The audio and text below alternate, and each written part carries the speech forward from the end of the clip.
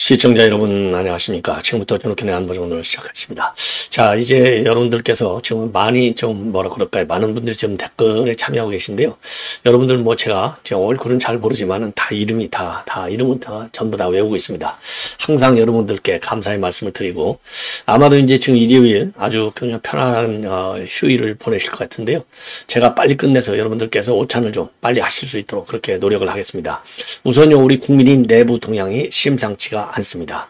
제가 이미 오래전에 심규진 스페인 그러니까 73년생 한동훈 책을 쓴 저자인데, 심규진 교수하고 제가 이제 좀 몇 달간 과거에 이제 토크쇼를 줌으로 한 적이 있는데요.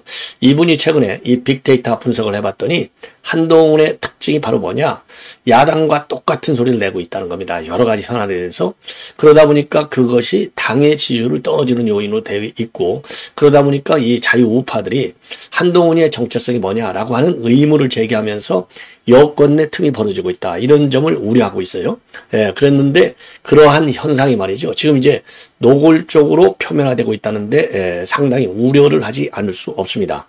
이것은요, 이제 그러다 보니까 이제 일부 이 매체에서 정말 이 윤 대통령 지금 탄핵과 하야를 노골적으로 추진하고 있는데, 이러한 이 작전에 말려들거나 뭐 알게 모르게 하여튼 아니면은 뭐 같이 동조하거나 할 세력이 국민의힘안에서 누가 있겠느냐. 그래서 심지어 옛날 이제 김무성 이 대표 얘기를 하고 있어요. 그러니까 박근혜 전 대통령 탄핵 얘기를 하고 있습니다.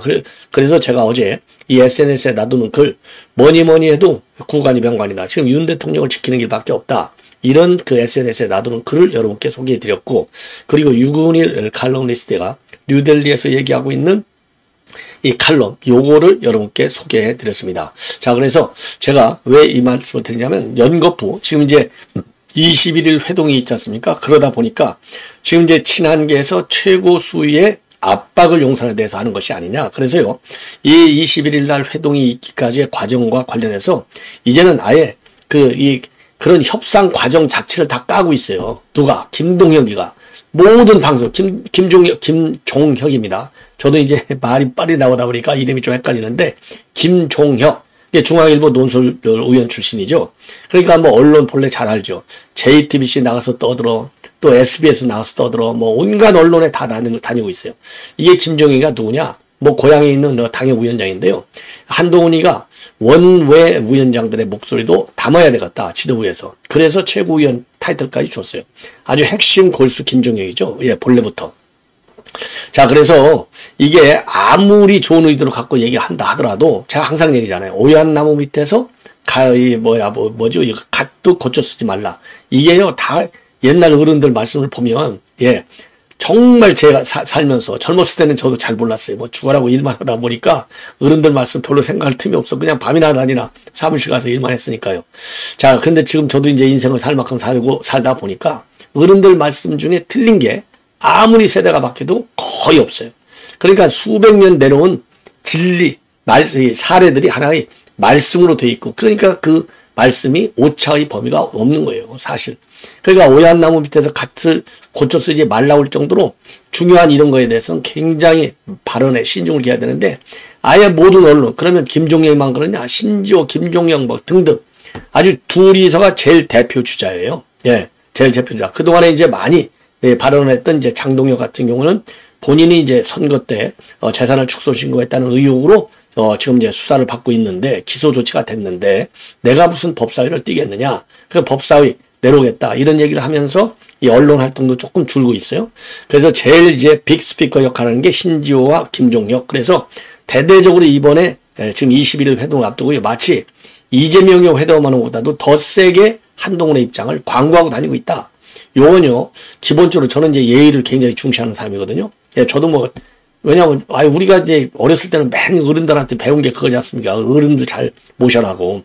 그러면 대통령이 무슨 나이나 이런 걸 떠나서, 예, 잘나고 못나고 간에 우리 국민을 뽑아준 대통령이에요. 대통령보다 대한민국에 더 높은 사람이 있으면 나와봐라 그래요. 제가 그 얘기를 왜 하냐? 예의를 지켜야 된다 이거죠. 예의. 예의를 지킨다고 하는 것은 무슨 절차적으로 예의도 반드시 포함되는데, 바로 하루 앞두고서 계속 노래를 부르고 다닌다. 이거 되겠느냐?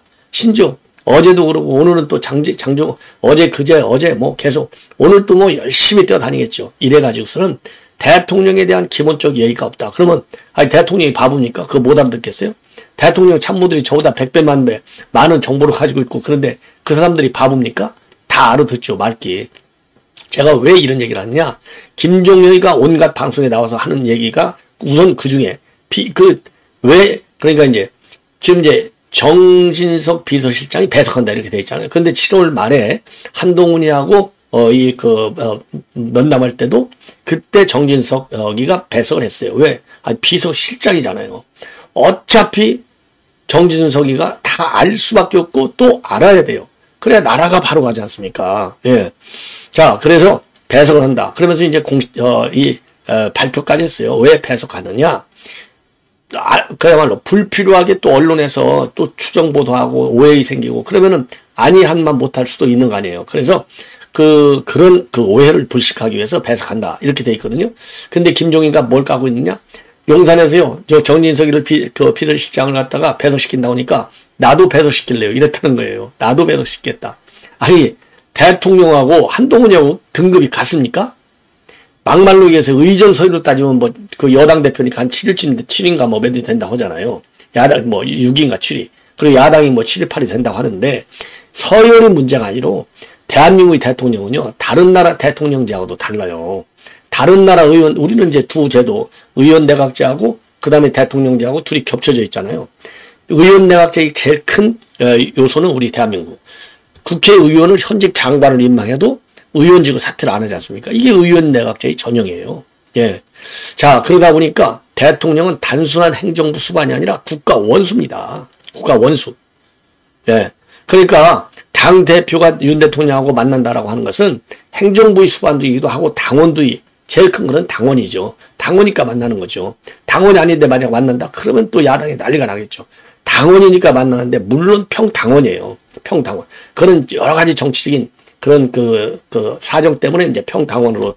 왜냐하면 지금 이제 총재제도 이런 게 없어졌죠. 옛날에는 대통령이 총재였지 않습니까? 옛날에 가지고 있던 대통령 총재인데 지금은 그냥 당원으로 돼 있어요. 관례적으로. 그렇다고 하더라도 국가 원수 겸 행정부 수반인데 대통령이 비서실장 안 친다고 같이 좀 면담에 배석시킨다고 하니까 나도 비서실장 안 칠래요.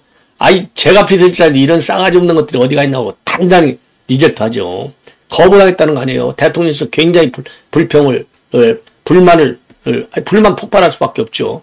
그래서 할 수 없이 그냥 한동훈이가 내가 만나서 얘기하는 게 중요하지 그거 중요하지 않다.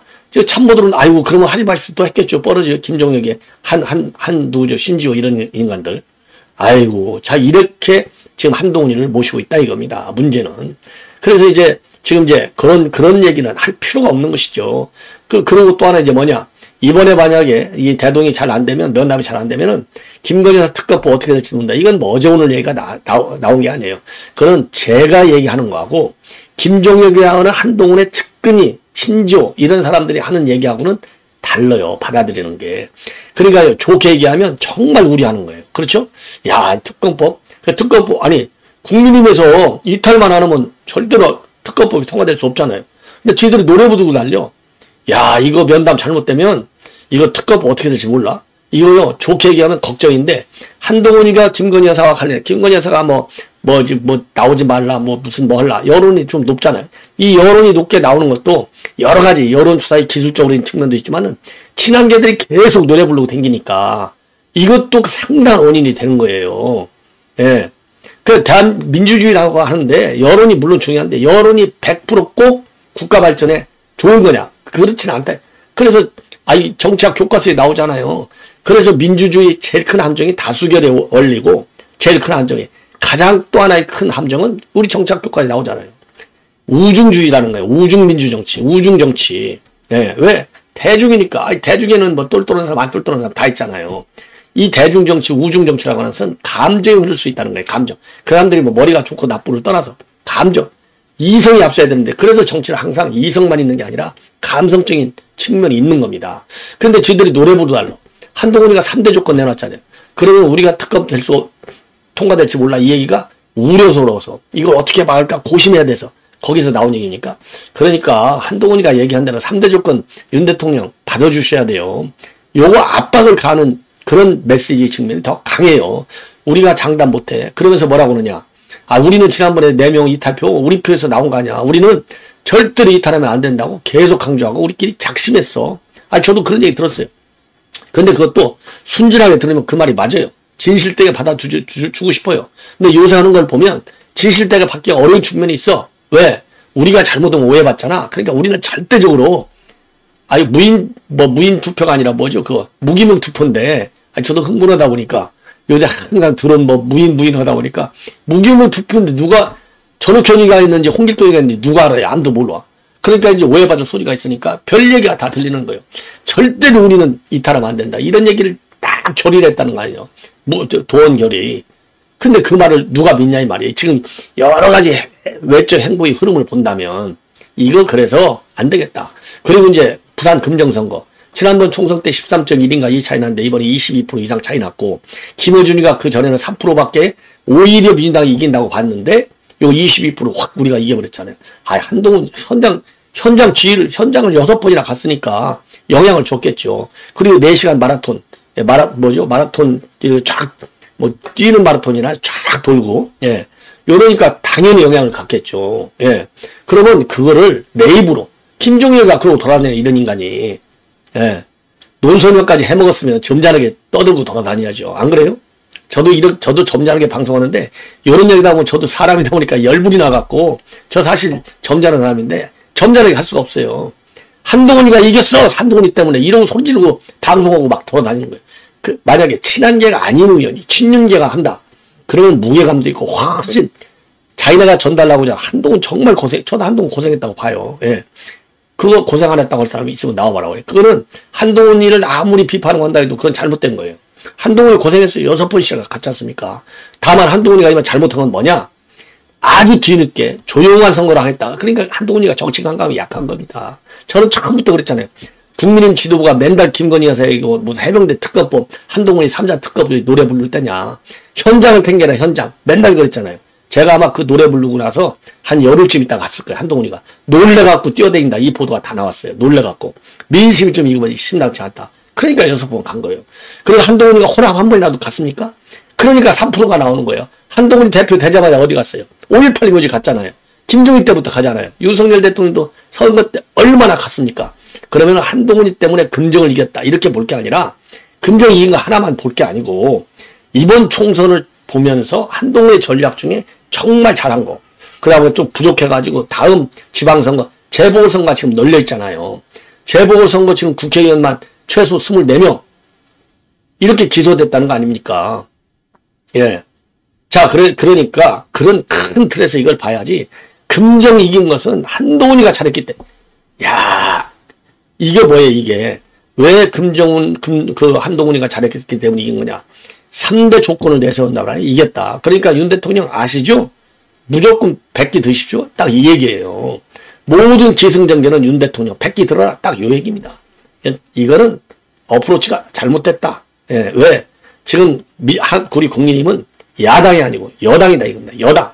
여당은 야당과 다른 게 뭐니까 야당은 비판을 통해서 수권 능력이 있는 거를 국민들한테 보여줘서 실력을 인정받아갖고 다중표에서 이제 그걸 받아내는 게 이게 작전인 것이고요. 여당은 정권을 지켜야 돼. 문재인같이 뺏기면 안 돼. 정권을 지키려면 지금 내부 똘똘 뭉쳐도 안 돼요. 왜? 최고의 이 악질 범인들 3명이 지금 딱 무대 위에 올라가서 계속 떨고 다니잖아요. 이재명이 조국이 문재인 요것들이. 그러니까 지금 우리가 정권을 지키기 위해서 좋은 정책만 갖고는 안 되고 싸우는 전략도 해야 된다 이 말이에요. 그래도 요즘 법사위라든가 과방에 보면 몇몇 의원들 제대로 싸우는 의원들이 있어요. 나머지는 제가 맨날 그냥 국민인 108명인가 몇 명 된다는데 저렇게 혼자 떠드는 것만도 못해. 막말력에서. 제가 만나면 그래요. 제가 그거를 무슨 잘하고 그런 얘기야. 그 정도로 국민인 투쟁력이 지금 민주당을 뛰어넘어도 시원찮은데, 예. 대통령 지지가 낮으니까 너무 점잖게 싸운다. 엊그제 한기호, 국방위에서 한기호 의원, 그런 식으로 한 번씩 내쳐라 이거예요. 한기호 의원. 얼마나 멋쟁입니까? 국회의원이 무소불위의 권력을 가지고 있는 거야? 딱 한마디 했잖아요. 그러니까 야당이 놀래고 이제 불쾌하니까. 왜? 인간 같지 않게, 의원답지 않게 우리 여당을 공격하고 정부를 공격하면 마찬가지 방법으로 때려버려야 돼요. 칼 가지고 다루는데 무슨 뭐 점잖하게 앉아갖고 일어서서 칼을 막지도 않고 점잖하게 칼 놓으시죠. 그럼 칼 놓겠습니까? 도둑놈이? 안 놓죠. 하도 야당이 난리를 치니까 한기호 의원 실력도 있고 점잖아요. 저 잘 알아요. 그 양반이 국회의원이 말이야 무소부의 권력을 가져가갖고 그냥 아무렇게나 막무가내 식으로 그렇게 공격하면 되는 거야? 그러니까 이제 야당 의원도 할 말 없으니까 그 지들끼리 보따리 싸고 나가버렸잖아요. 그러니까 한기호 의원 그날 일당백을 한 겁니다. 일당백. 예. 제가 뭐 누구를 잘한다고 좋고 저는 그렇지 않아요. 왜? 제가 그거는 이제 사석에서 얼마나 할 수 있지만은 제가 방송이니까 방송이 크고 작고 뭐 정규 방송이고 아니고를 떠나서 저의 크레딧이 걸려있기 때문에 저는 절대 그렇지 않습니다. 제가 항상 그러잖아요. 저는 사안을 가지고 국가와 국민의 그 눈높이에서 저는 평가한다. 예. 사람을 평가하지 않아요. 사안을 가지고 사람을 평가하지 사람을 가지고 어떤 말을 했는지를 평가하지 않습니다. 저는 반대예요. 그래야만이 숲을 보고 나무를 평가하는 결과가 되기 때문에 그래서 이게 그러다 보니까 지금 이제 압박 전술을 쓰면서 이 면담을 하는 이 문제점을 제가 지적하는 거예요. 그러면 쥐들끼리 집단속이라고 잘해야죠. 제가 여러 번 말씀을 드렸지 않습니까? 국민이 지금 한동훈이가 연임시킨 김혜란이라고 하는 그 여성 대변인 지금 우리 국민이면 지금 난리가 났다는 거 아니에요. 그래서 지금 친윤계 일각에서 보도에 따르면은 사퇴해야 되는 거 아니냐 하는데 글쎄요 뭐 사퇴까지 가는 게 좋은지는 모르겠지만은 여하간 본인이 저는 사퇴까지는 제가 잘 모르겠어요. 사퇴까지는 조금 좀 심한 것 같기도 하고 그런 식으로 뭐 견딜 사람이 없죠. 왜냐하면 당 대변인도 굉장히 중요한 당직이거든요. 그러면 굉장히 중요한 당직에 맞는 그런 SSN 활동을 해야 되는데 지금 전국이 난리가 나가지고 전쟁 중인데 나 결혼한 지 20년 돼. 아이고 당신 말이지 나 출마할 때 나 저 도와줘서 정말 고마워 오빠 알았지? 이따위 메시지나 내고 앉아있으니까 넉나간 여자죠 이거는. 죄송합니다. 제가 여자라고 해서. 뭐 여자라고, 저도 딸 둘이에요. 여자 절대, 저도 자식을 키워보니까 딸이고 아들이고 엄청 중요해요. 인간으로서 중요해요. 저도 좀 실감하고 있어요. 여성 대변인인데 여성을 강조하는 게 아니라 여성이다 보니까 남편을 오빠라고 했다. 이 점을 제가 강조하는 거예요. 예. 그런데 문제는 뭐냐. 그러니까 문제는 이렇게 해서 이제 난리가 당원들이 난리라고 국회의원 보좌관들이 우리는 지금 민주당에서 김건희 여사 조리돌림 오는 줄 알았어. 이 정도까지 나오지 않습니까? 그러면은 아이고 죄송합니다. 이렇게 나오는 게 맞잖아요. 야 내가 뭐가 잘못했어. 잘못했으면 대놔봐. 뭐가 잘못했냐고 따지고 들고 시비 들고 맞짱 싸서 싸워야 돼. 지금 야당 대민이라고 싸워야지. 아니 여당 당원들하고 여당 그 의원 보좌관들하고 싸우려고 마인드가 잘못됐어요. 아무리 무슨 뭐 좋은 대학 나오고 무슨 뭐 사법시험 하고 이거 XX에 아무 관계 없어요. 야, 이 여자도 무슨 서울공대 나왔으니까 뭐 그러고서 사법시험 했으니까 머리가 좋겠죠. 그 좋은 머리를 여당이 야당의 공격을 막아내는 데 써야지. 더군다나 대변인의 입이잖아. 입. 그러니까 지금 친윤계 일가에서 이거 사표내야 되는 거 아니야. 이렇게까지 나오는 거야. 이게 자업자득이에요. 이 정도가 딱 나오면 그냥 혼자 황야에 넘겨줄 게 아니라 그 지도부, 또 당 대변인 또 한 10명 되잖아요, 지금. 그러면 당 대변인도 뭐 거기 제가 이름은 안 말했겠지만 그 수석 대변인도 있고 뭐 국회의원 배치 다른 대변인. 이 사람은 원외 대변인이거든요. 춘천에서 떨어졌다는 거 아니에요? 그러면 원내 그 국회의원 배치 다른 수석 대변인도 있고 대변인 여러 명 있을 거 아니에요? 그럼 지들도 회의할 때라도 아니면 뭐 회의 안 하더라. 요즘 핸드폰 하나 들고 있으면 전 세계 전부 지금 세계 제가 옛날에 92년도인가 미국을 근무 처음 나갔는데 그때 이제 그 서울에 왜냐면 서울에 어머님한테도 잘 있으니 걱정하지 마시오. 뭐 하고 뭐 형제들하고 또 친구들 전화하니까 전화할 때는 그 당시에요. 제 기억에 수백 불 나왔어요. 수백 불. 제가 살면서 최고 요금이 많이 나왔어요. 그 당시만 하더라도 92년도니까. 지금 무료로 전 세계 지구를 누벼도 아무 관계 없어요. 왜냐하면 이 음성 메시지가 모든 SNS에 다 들어가 있잖아요. 그런데 그 정도의 지금 세상인데 그 김혜란이 주변에 그렇게 사람이 없어요. 야, 너 그러면 안 되는 거야. 사과 먼저 해. 그리고 아예 뭐 오빠라고 한 부분만 살짝 내렸어요. 이거 제가 자료화면 다 만들어 놨는데 제가 흥분해갖고 말을 많이 하다 보니까 지금 못했는데 그것만 내릴 게 아니라 전부 싹 그 대를 내리고 대신에 새롭게 우리가 그러잖아요. 백지에다가 아이고 정말 죄송합니다. 제 의도는 이런 거였는데 왜 이게 문제가 됐냐. 오빠가 지금 그러잖아도 야당의 이 컨셉이 지금 대한민국 정치에서 굉장히 중요하잖아요. 컨셉 단어 하나 가지고 조지는 거는 민주당 좌파들 따라갈 수 없어요. 전부 괴벨수의 제자들이에요. 대한민국 지금 민주당 그 요원들이. 예. 그러니까 그 오빠 때문에 문제가 된 거거든요. 왜 오빠가 지금 문제가 됐느냐? 지금 우리가 밥 먹으면서 오빠 뭐 동생 뭐 이런 거는 관계 없는데 이 명태균이라는 인간이 지가 김건희 여사가 카톡 주고받은 카톡을 공개하면서 거기 오빠가 나오니까 이 오빠가 누구냐? 윤 대통령이다. 그러니까 윤 대통령하고 대통령하고 명태균이하고 다 이게 짝짝한 거 아니냐?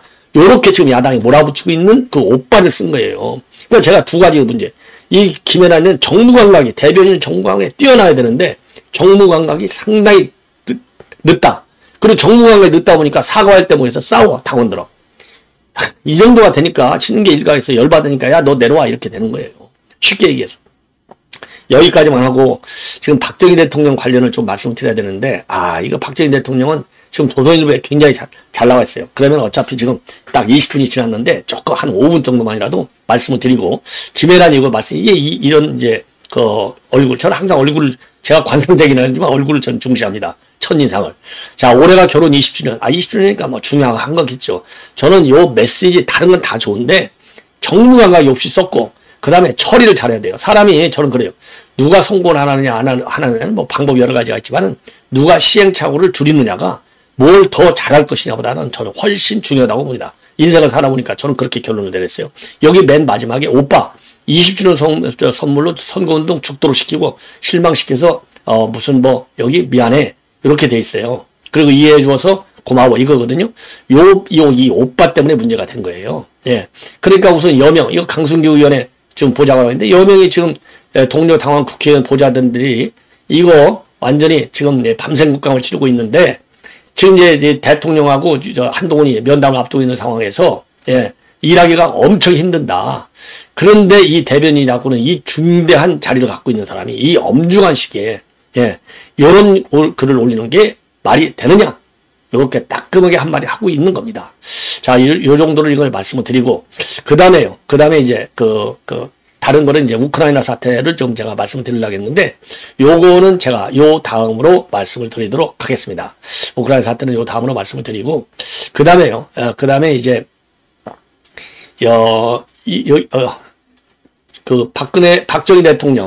박정희 대통령 관계인데요. 요게 이제 독일, 소독을, 지금 박정희 대통령이 64년도에 12월 달에 대통령이 돼가지고 이제 처음 가시는 거예요. 자, 이때 소득이 108불이었답니다. 대한민국 GNP가 108불.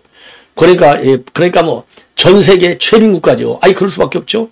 전쟁 끝났는데 10년밖에 안 됐으니까 최빈국이잖아요. 그러니 뭐 어느 나라가 이거 뭐 국가 정상을 대우해 주겠어요? 근데 이게 이제 한 공화당이에요. 이게 공화당이라는 게 뭐 미국 공화당이 아니라 이제 일종의 타운홀 같은 거가 되는 거죠. 여기에서 이제 우리 소독 광부들, 간호사들을 만나면서 눈물을 흘린 장면이 되겠습니다.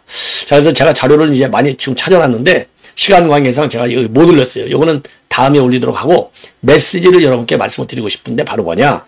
박정희 대통령이 이제 여기에서 이제 우리 동포들을 만나고 이제 서로 이제 감격의 그런 그 감동 시간을 가졌는데 지금 문제는 뭐냐? 이 공화당이 그러면 굉장히 역사적인 장소가 되지 않습니까? 이거 아마 좌파들 같으면 벌써 하나 멋있게 했을 거예요. 여기에 무슨 편만 하나가 없는 거예요. 그야말로 역사상 처음으로 대통령이 돼갖고 갔는데 눈물을 머금고 갔는데 왜 돈이 없으니까 비행기도 없어가지고 비행기 타고 가야 될 거 아니에요. 비행기가 없어갖고 어떻게 간신히 노스웨스트 항공사 옛날에 이게 이제 오늘날 델타 항공이 된 건데 노스웨스트 항공을 어떻게 막 임차해갖고 가려고 했는데 출발 열흘 전에 거기서 노해버렸대요. 왜? 혁명으로 집권했으니까 미국한테 찍힌 거죠. 미국 정부에서 뻔하지. 야, 그 비행기 띄워주지 마. 딱 이렇게 된 거 아니겠습니까? 국제적으로 고립시켜갖고 지들 멋대로 하려고 미국이. 옛날에는 미국이 미 CIA가 외국 정권들 다 뒤집어 버렸잖아요. 정권 정보. 미 CIA가 옛날에는 정권 정보하고 암살의 최고 대명사 아니었습니까? 그러니까 이게 비행기를 못 띄우게 했어요. 그러다 보니까 이제 큰일 났잖아요. 그래서 이제 비행기를 띄우게 된 게 당시 서독의 총리한테 사정을 해가지고, 총리한테, 그때 이제 아주 유능한 우리 이제 전무 한 분이 계셔가지고, 그 소독 총리한테 사정을 해서 비행기를 좀 띄워달라. 그래서 독일 비행기가 뭡니까? 루프트한다잖아요. 아주 좋은 항공회사잖아요. 거기에서 비행기를 내줘갖고, 간신히 간 거예요. 간신히 가가지고 연설할 때 그냥 동포들이 눈물 바다가 되고, 예. 저도 지금 눈물 나려고 하는데, 눈물 바다가 되고, 얼마나 그 진실되니까. 우선 제가 보기에 눈물 바다가 된 게 진실되고, 그리고 독일까지 우리 광부들, 사실 광부, 그 다음에 간호사들이 벌어온 돈이 대한민국 산업화에 밑자락 돈이 된 거예요. 일본한테 국교정사 보상금 받은 것만 밑자락 된 돈이 아니고 이게 요즘 얘기로 시드머니라고 하잖아요. 종잣돈이 된 겁니다. 그 눈물을 흘린 거예요. 그런 아까 이 공화당 그렇게 역사의 그 산실인데 이거 아무도 거둘 줄 모르지는 않아. 예. 그리고 이제 박근혜 전 대통령도 67년도에 한번 갔대요. 67년도 아니라 99년도에. 그러니까 박정희 대통령이 64년도에 가시고 박근혜 전 대통령이 99년도에 대통령이 아닐 때 가셨죠. 그러니까 35년 만에 갔는데 이때도 이제 박정희 대통령 옛날에 요즘은 이제 박정희 대통령이 그 제일 잘한 대통령 평가받지만 그때만 그 민주화를 억압했다 뭐 온갖 해갖고 별로 인기가 안 좋아. 더군다나 또 동백림 사건이 일어났잖아요. 64년도에 갔는데 67년 동백림 사건. 그러니까 또 이게 안 좋아. 그럼 뭐 소독 광부 간호사를 또 이제 파가 갈릴 거 아니에요. 그러다 보니까 이 공화당 하나를 제대로 역사적인 기념비로 만들어야 되는데 여기에 그래서 동판 하나 세운다는 것도 지금까지 아직도 못하고 있다는 겁니다. 자, 그런 이제 아쉬움을 얘기하고 있어요. 그래서 조선일보 요 기자 저는 정말 개인적으로 제가 나중에 한번 찾아갖고 밥 한 그릇 사주고 싶은데 아주 훌륭한 기사예요. 예, 아주 훌륭한 기사. 자, 그래가지고 여기 이제 문제는 뭐냐. 그래서 이제 요 지역이 이제 뒤스부르크예요. 64년대 뒤스부르크를 갔는데 여기에서 지금 이제 우리 대한민국의 산업화 요 아이디어를 이 박근혜 전 대통령이 전부 다 받아온 거가 됩니다. 그래서 당시에 이 총리 그러니까 이제 박정희 대통령하고 회담을 한 요 총리가 여러 가지 이제 아이디어를 준 겁니다. 이 아이디어를 줘가지고 준 것 중에 하나가 한국은 산이 많으니 발전을 하려면 고속도로가 있어야 될 것이 아니냐. 그래서 그 고속도로 아이디어를 냈고, 그리고 이제 박정희 대통령도 그 당시에 독일은 아웃도반이 얼마나 좋아요. 아웃도반을 달리다 보니까 이거 정말 고속도로를 까야 되겠다. 그래서 당시 총리가 에르하르트 총리인데요. 에르하르트 총리의 요 말이 맞다. 왜냐하면 에르하르트 이 총리가 경제장관 때 2번 방한한 바 있다고 합니다. 그래서 아웃도반을 깔으라고 그랬고, 예. 그 다음에 이제 또 하나는요, 요 지역이 이제, 그 독일의, 철강 산업의 발전 지역이라는 거예요. 뒤스부르크가. 거기에 세계적인 그 철강 회사가 있었다고 합니다. 그래서 이 철강 회사를 보고, 그리고 이제 그 에르하르트 이 총리도 그런 걸 했고, 철강 회사를 만들어라. 그래서 갔다 오자마자 맨 먼저, 지금 경부고속도로, 그리고 이제 포철을 만든 거가 되는 거예요. 예. 그리고 이제 서독에서 또 차관도 받아내고, 예. 왜 차관을 받아내? 파독 간부들하고 간호사들 봉급을 받잖아요. 이런 데서 지금 눈물이 나는 거예요. 봉급을 담보로 해서 차관 1억 5,900만 마르크, 4천만 달러. 요거를 좀 받아 넣고, 그 다음에 에르하르트 총리가 한일 국교와 국교 정상화도 하는 게 좋겠다. 그래서 한일 국교 정상화도 간 게 64년도 12월에 했잖아요. 65년대 전격적으로 국교 정상화를 해가지고, 예. 거기에서 제1청구권 자금을 활용해서 경부고속도로 완공을 하는 거예요. 그래서 68년 착공, 70년 완공. 포천은 68년 착공, 그리고 73년도 완공. 자, 그리고 그 당시에 박정희 대통령이 서베르린의 지멘스 세계적인 전자 회사잖아요. 우리 뭐 서울에도 지금 와 있지 않습니까? 그 다음에 AEG 공장. 이거 뭐 세계적인 그런 글로벌 기업이 됐죠. 여기를 또 방문한 거예요. 지멘스. 예. 그래서 이런 거를 보면서 결국은 이 한강의 기적을 이뤄내는 요 싹을 결국은 당시 최초의 눈물 어린 그 서독 방문을 통해서 만들어 왔다. 아이디어를 받았다. 예. 자, 그래서 근데 문제는 제가 아까 말씀드린 대로 뒤스부르크, 요 이제 공화당이 있지 않습니까? 여기를 조금 이제 이 기념비로 좀 만들려고 지금 경북도가 나섰다고 합니다. 경북도. 이철우 경북지사 저도 잘 아는데 아주 훌륭한 분이에요. 자, 그래서 이제 경북도 측에서 이게 이제 64년대 박정희 대통령이 연설했던 곳이기 때문에 동판을 제작해서 뒤스부르크 시에 기증을 하면 그러면 이제 뒤스부르크가 이거를 갖다가 이 공화당 건물에 세우는 요 작업을 지금 하고 있다고 합니다.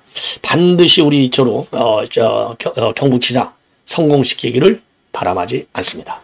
자, 이 정도로 해서 말씀을 드리고요.